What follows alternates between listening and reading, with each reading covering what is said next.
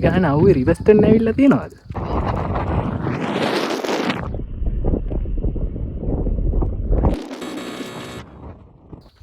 අන්න ඉන්නේ රිවර්ස්ටර්න් වල. රිවර්ස්ටර්න් වල මේ කාලගුණය ටිකක් වෙනස් කාලයක. මේ කියන්නේ රිවර්ස්ටර්න් කියලා කරන්න තමයි කියන්නේ. ලොකුවට සීතලක් එහෙම නැහැ.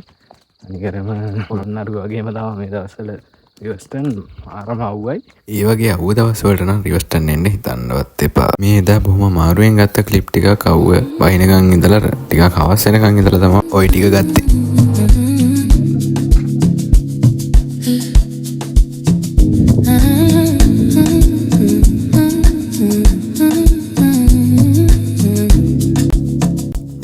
අපි හිතපු නැති දෙයක්ත් වෙනවා. මේ හුලං හඹන මේ පරිසරය මේ රිවර්ස්ටර්න් තමයි කලින් ගියපු පාරක. බොහොම දුලක අයිතින් ළඟවත් ඉන්න බෑ.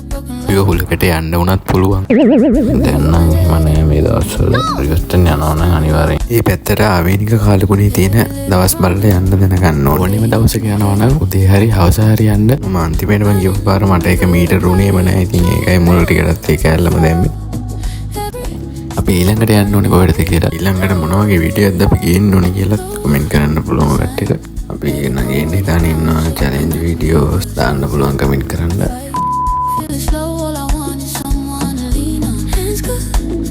කොහොමද ඒ view එක මාරම ලස්සනක් තියෙන එතන ඉතින් ඒක මාරම විදියට ෆීල් වෙනවා හැකට.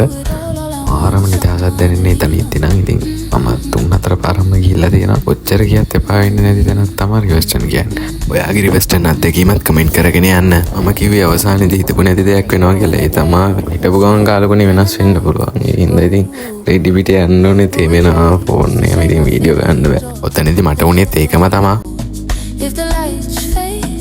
මේ මගේ පළවෙනි ෆුල් වීඩියෝ එක අඩුපාඩු තියෙන්න පුළුවන්. ඉතින් අඩුපාඩු කමෙන්ට් කරගෙන යන්න. ඒ වගේම අපිව සබ්ස්ක්‍රයිබ් කරලා එකතු වෙලා ඉන්න. ඉස්සරහට අපි ගොඩක් වීඩියෝ ගේන්න ඉතින් ඉන්න ගොඩක් චැලෙන්ජ් වීඩියෝ, ෆනි වීඩියෝ, දිනදා ජීවිතයේ සුන්දරත්වය